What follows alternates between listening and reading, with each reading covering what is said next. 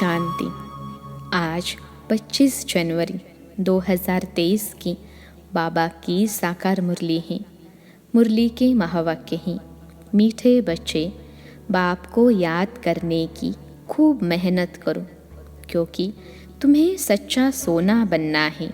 प्रश्न है, अच्छे पुरुषार्थियों की निशानी क्या होगी? उत्तर है, जो अच्छे पुरुषार्थी होंगे वह कदम कदम श्रीमत पर चलेंगे। सदा श्रीमत पर चलने वाले ही ऊंच पद पाते हैं। बाबा बच्चों को सदा श्रीमत पर चलने के लिए क्यों कहता? क्योंकि वही एक सच्चा माशूक है, बाकी सब उनके आशिक हैं। ओम शांति। ओम शांति का अर्थ तो नए व पुराने बच्चों ने समझा है। तुम बच्चे जान गए हो कि हम सभी आत्माएं परमात्मा की संतान हैं। परमात्मा है ऊंचे ते ऊंच और बहुत प्यारे ते प्यारा माशूक सभी का। बच्चों को ज्ञान और भक्ति का राज तो समझाया है। ज्ञान माना दिन, सतयुग त्रेता, भक्ति माना रात, द्वापर और कलयुग। भारत की ही बात है और धर्मों से तुम्हारा शास्त्री कनेक्शन नहीं है। 84 जन्म भी तुम ही भोगते हो। पहले पहले भी तुम भारतवासी आए हो। 84 जन्मों का चक्र तुम भारतवासियों के लिए है, ऐसे कोई नहीं कहेंगे। इस्लामी, बौद्धी आदि 84 जन्म लेते हैं, नहीं, भारतवासी ही लेते हैं। भारत ही अविनाशी खंड है, यह कब विनाश नहीं होता और सभी खंडों का विनाश हो जाता है। भारत ही सबसे ऊंचते ऊंच है, अविनाशी है। भारत खंड ही स्वर्ग बनता है और कोई खंड स्वर्ग नहीं बनता। बच्चों को समझाया गया है, नई दुनिया सतयुग में भारत ही होता है। भारत ही स्वर्ग कहलाता है, वही फिर 84 जन्म लेते हैं। आखिर नरकवासी बनते हैं, फिर वही भारतवासी स्वर्गवासी बनेंगे। इस समय सभी नरकवासी हैं, फिर और सब खंड विनाश होंगे, बाकी भारत ही रहेगा। भारत खंड की महिमा अपरम अपार है। वैसे परमपिता परमात्मा की महिमा और गीता की महिमा भी अपरम अपार है, परंतु सच्ची गीता की। अभी बाप तुमको राजयोग सिखलाते हैं।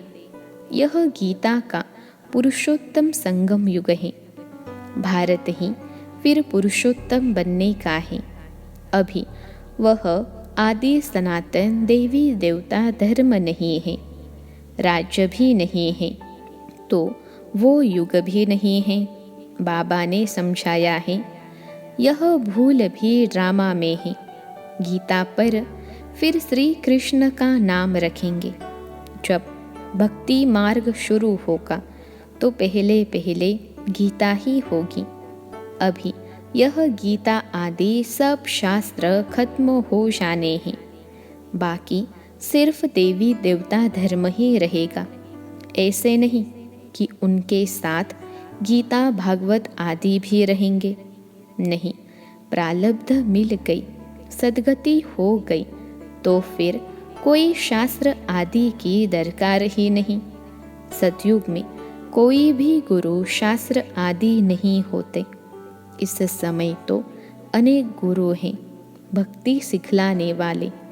सद्गति देने वाला तो एक ही रूहानी बाप है, जिसकी अपरम अपार महिमा है।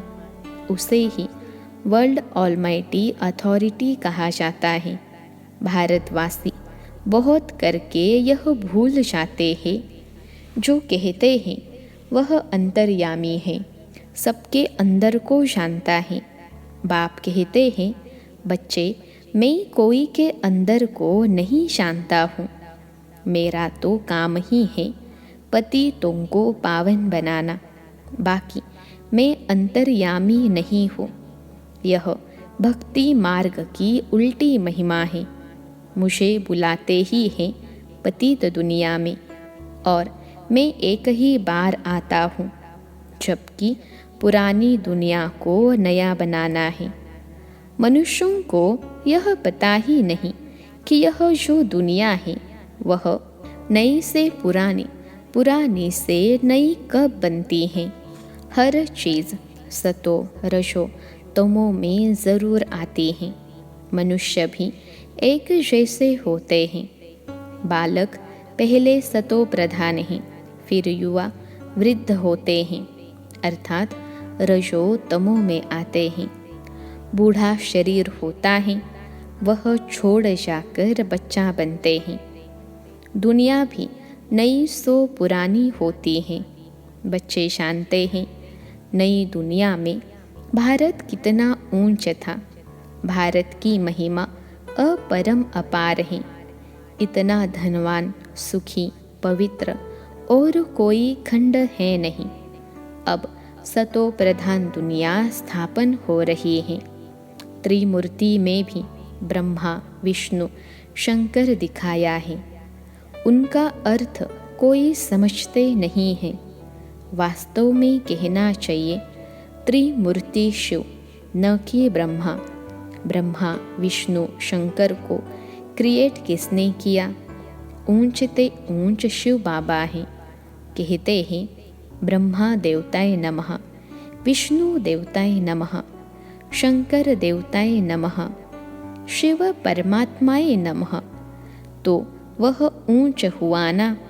वह है रचयिता। गाते भी हैं परमपिता परमात्मा ब्रह्मा द्वारा ब्राह्मणों की स्थापना करते हैं। फिर परमात्मा बाप द्वारा वर्षा भी मिलता है। फिर खुद बैठ ब्राह्मणों को पढ़ाते हैं, क्योंकि वह बाप भी हैं, सुप्रीम टीचर भी हैं। वर्ल्ड की हिस्ट्री ज्योग्राफी कैसे चक्र लगाती हैं, वह बैठ समझाते हैं। वही नॉलेजफुल हैं। बाकी ऐसे नहीं कि वह जानी जाननहार हैं। यह भी भूल है। भक्ति मार्ग में कोई बायोग्राफी, एक्यूपेशन को नहीं जानते, तो यह जैसे गुड़ियों की पूजा हो जाती है। कलकत्ते में गुड़ियों की पूजा कितनी होती है। फिर उनकी पूजा कर खिला पिला कर समुद्र में डुबो देते हैं। शिव बाबा मोस्ट बिलवेड हैं। बाप कहते हैं मेरा भी मिट्टी का लिंग बनाकर पूजा आदि कर फिर तोड़फोड़ देते हैं। सवेरे बनाते हैं, शाम को तोड़ देते हैं। यह सब है भक्ति मार्ग, अंधश्रद्धा की पूजा। मनुष्य गाते भी हैं आपे ही पूज्य, आपे ही पुजारी। बाप कहते हैं मैं तो सदैव पूज्य हूँ। मैं तो आकर सिर्फ पतितों को पावन बनाता हूँ। 21 जन्मों के लिए राज्य भाग्य देता हूँ। भक्ति में ही अल्पकाल का सुख, जिसको सन्यासी कागविष्टा समान सुख कहते हैं। सन्यासी घर बार छोड़ देते हैं। वह है हद का सन्यास, हठ योगी है ना। भगवान को तो जानते ही नहीं, ब्रह्म को याद करते हैं। ब्रह्म तो भगवान नहीं, भगवान तो एक ही निराकार शिव है, जो सर्व आत्माओं का बाप है। ब्रह्म है हम आत्माओं के रहने का स्थान। वह ब्रह्मांड स्वीट होम है। वहाँ से हम आत्माएं यहाँ पार्ट बजाने आती हैं। आत्मा कहती है हम एक शरीर छोड़ दूसरा शरीर लेता हूँ। 84 जन्म भी भारतवासियों के हैं। जिन्होंने बहुत भक्ति की है, वही फिर ज्ञान भी जास्ती उठाएंगे। बाप कहते हैं बच्चे गृहस्थ व्यवहार में भल रहो, परंतु श्रीमत पर चलो। तुम सब आत्माएं आशिक हो एक परमात्मा माशूक के। द्वापर से लेकर तुम याद करते आए हो। दुख में आत्मा बाप को याद करती है। यह है ही दुख धाम। आत्माएं असली शांति धाम की निवासी हैं। पीछे आई सुख धाम में। फिर हमने 84 जन्म लिए। हम सो हम का अर्थ भी समझाया है। वह कह देते आत्मा सो परमात्मा, परमात्मा सो आत्मा। अब बाप समझाते हैं आत्मा सो परमात्मा कैसे हो सकता। परमात्मा तो एक है, उनके सब बच्चे हैं। साधु संत आदि भी हम सो का अर्थ रॉन्ग करते हैं। अब बाप ने समझाया है हम सो का अर्थ ही है। हम आत्मा सतयुग में सो देवी देवता थी। फिर हम सो क्षत्रिय, हम सो वैश्य, हम सो शूद्र बने। अब फिर हम सो ब्राह्मण बने हैं। हम सो देवता बनने के लिए यह है यथार्थ अर्थ। वह है बिल्कुल रॉन्ग।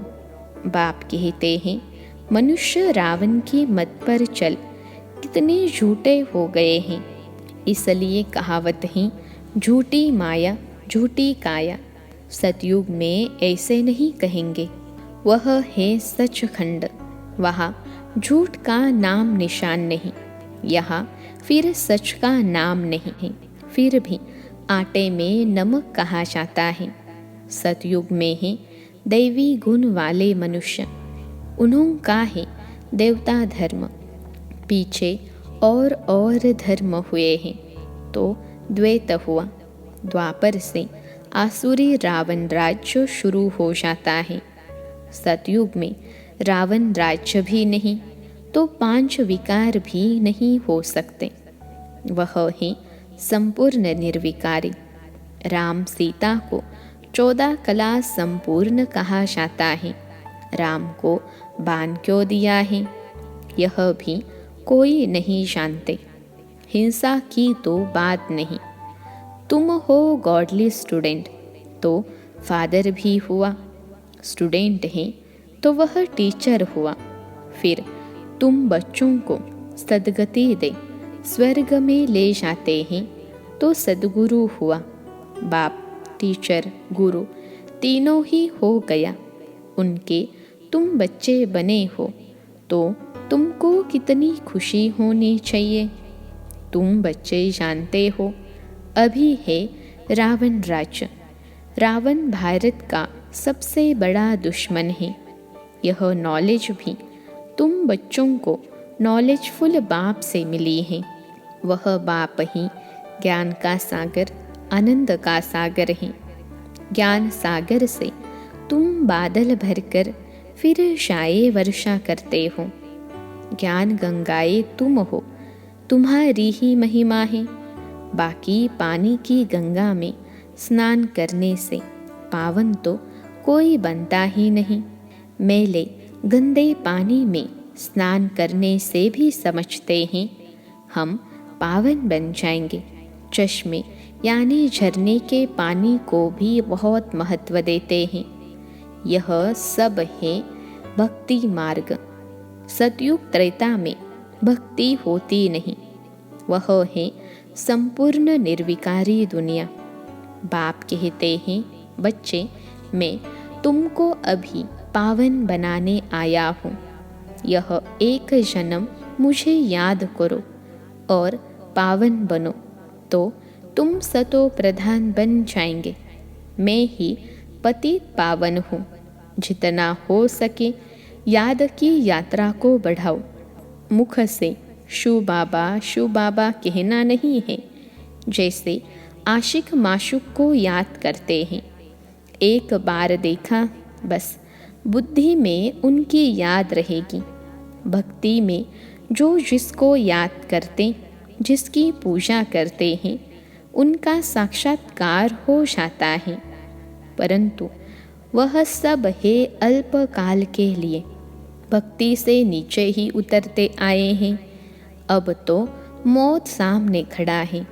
हाय हाय के बाद ही जय जयकार होनी है।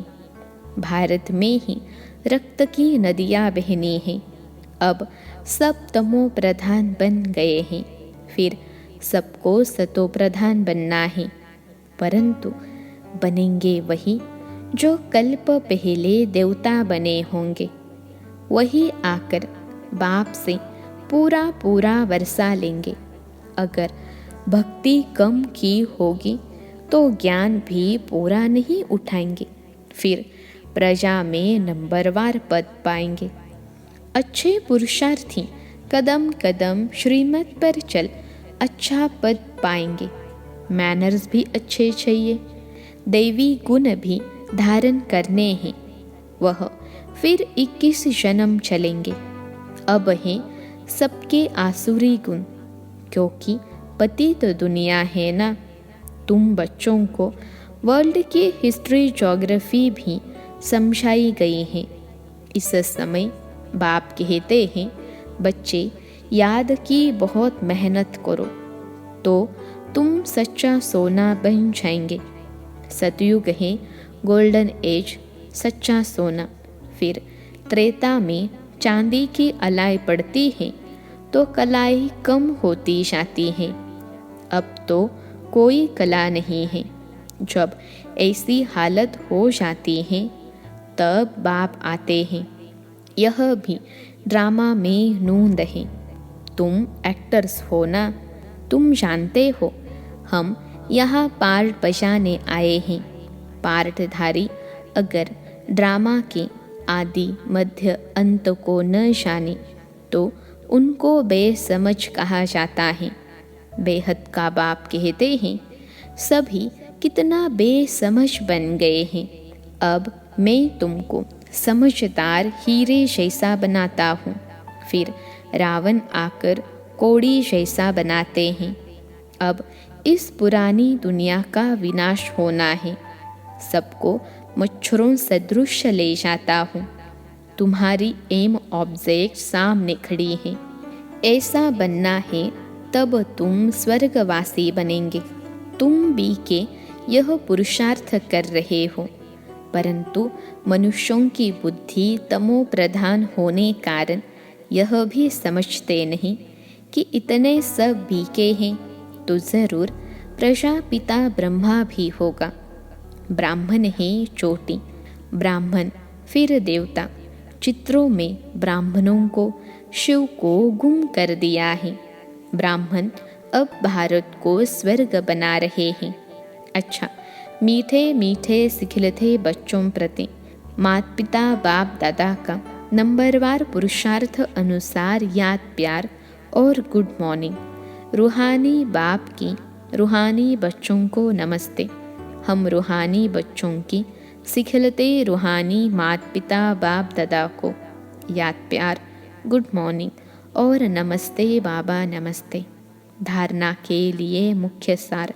पहली पॉइंट है, ज्ञान सागर से बादल भर ज्ञान वर्षा करनी है। जितना हो सके याद की यात्रा को भी बढ़ाना है। याद से ही सच्चा सोना बनना है। दूसरी पॉइंट है, श्रीमत पर चल अच्छे मैनर्स और दैवी गुण धारण करने हैं। सचखंड में चलने के लिए बहुत बहुत सच्चा बनना है। आज का वरदान है, विशेषता देखने का चश्मा पहन। संबंध संपर्क में आने वाले विश्व परिवर्तक भव। विशेषता देखने का चश्मा पहन। संबंध संपर्क में आने वाले विश्व परिवर्तक भव। विश्लेषण है, एक और दो के साथ संबंध व संपर्क में आते हर एक की विशेषता को देखो। विशेषता देखने की ही दृष्टि धारण करो। जैसे आजकल का फैशन और मजबूरी चश्मे की है, तो विशेषता देखने वाला चश्मा पहनो, दूसरा कुछ दिखाई ही न दे। जैसे लाल चश्मा पहन लो तो हरा भी लाल दिखाई देता है, तो विशेषता के चश्मे द्वारा कीचड़ को न देख कमल को देखने से विश्व परिवर्तन के विशेष कार्य के निमित्त बन जाएंगे। आज का स्लोगन है, पर चिंतन और परदर्शन की धूल से सदा दूर रहो तो बेदाग अमूल्य हीरा बन जाएंगे। पर चिंतन और परदर्शन की धूल से सदा दूर रहो तो बेदाग अमूल्य हीरा बन जाएंगे। अच्छा, ओम शांति।